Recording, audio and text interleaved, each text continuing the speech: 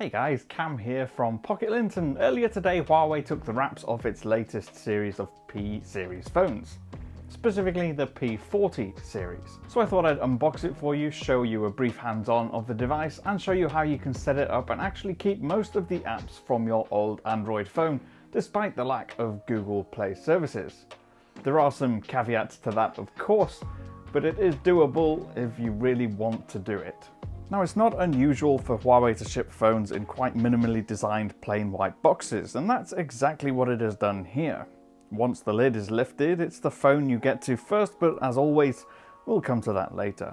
Now, next up is a card sleeve that would normally be holding all the guides and paperwork and warranty information, but that didn't come with ours since this is a pre-production unit. It does, however, come with a SIM ejector tool with a handy cutout at the end to make it easy to slip onto your keyring. You also get one of Huawei's fast chargers, except this one is just 22.5 watts, so it's not quite as fast or powerful as the 40-watt charger that comes with both the Pro and the Pro Plus models. It's still going to be pretty fast though, given that the phone has the smallest battery of the three devices, but it just won't be as super speedy compared to the likes of Oppo's SuperVOOC 2.0. And of course, you also get the standard USB-A to Type-C cable, plus a pair of wired earbuds with a Type-C connector, because the P40 doesn't have a 3.5mm input. Now we get to the phone, and this particular model is Deep Sea Blue, which has this glossy deep blue finish. It appears to be a single shade of blue, but if you catch it at the right light and the right angle, it does seem to take on different colours. Sometimes you might see a glimpse or a shade of turquoise. Now, it has this rather large rectangle protrusion taking pride of place on the back, complete with 3 cameras and Leica's branding. The volume rocker and accented power button live on the right edge, and the SIM tray lives on the bottom edge alongside the Type-C port and the speaker grille. Before setting it up, it is worth just popping in the SIM card, and if you get one of Huawei's NM memory cards for extra storage capacity. Now we power it up and set the phone up. And part of that setup includes registering your finger on the larger and faster optical fingerprint sensor built under the display. Now, because Huawei doesn't have the Google Play Store on its latest phones, and because the app gallery is still missing a lot of popular apps, you're going to want to make use of the phone clone feature in the setup. It essentially transfers contacts, messages, data, and apps from your previous Android device to the new Huawei. And once that process is started, you can choose exactly which bits you want to carry over, and as mentioned, that can include the apps you have installed on your old phone. Once set in motion, our process took about 20 minutes. And when done, we had a lot of the same apps we had on the Galaxy S20, including all of our messaging apps. We had Telegram, Messenger, WhatsApp, Slack, Twitter, and Instagram all on this new device. There are some key ones missing though, like mobile banking apps, and Huawei has yet to launch its own maps to replace Google Maps. Since a lot of these apps don't exist on Huawei's app gallery, there's no way for them to update automatically over the air as you're used to with all of your apps.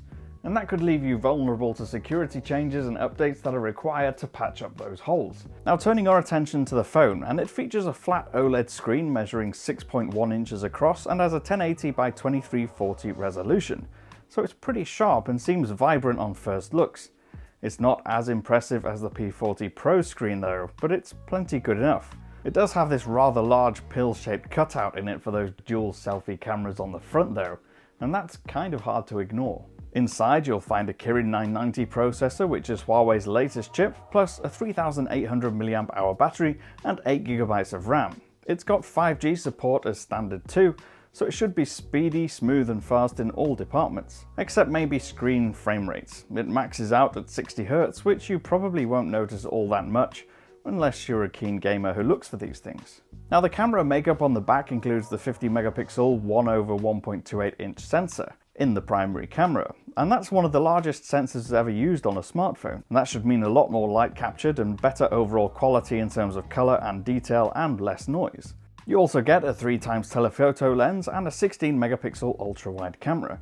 And knowing Huawei, these cameras will be very good indeed, and we've been able to test them, obviously indoors at the moment, but they certainly seem decent. Now, compared to the Pro and the Pro Plus, this Huawei P40 does seem more like a light version of a phone rather than a full-on flagship. It might have the same processor and the RAM and the speed of the other phones, but it is missing some of the key elements that make those phones so exciting. It doesn't have as good a camera system, and it doesn't have as good a display, and the design doesn't seem as modern. You get chunkier bezels around the screen than you get on either of the other two models.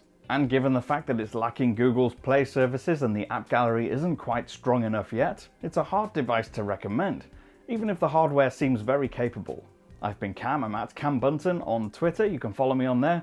Leave your thoughts in the comments below if you want to. If you liked the video, please do hit that thumbs up and subscribe for more videos like this one.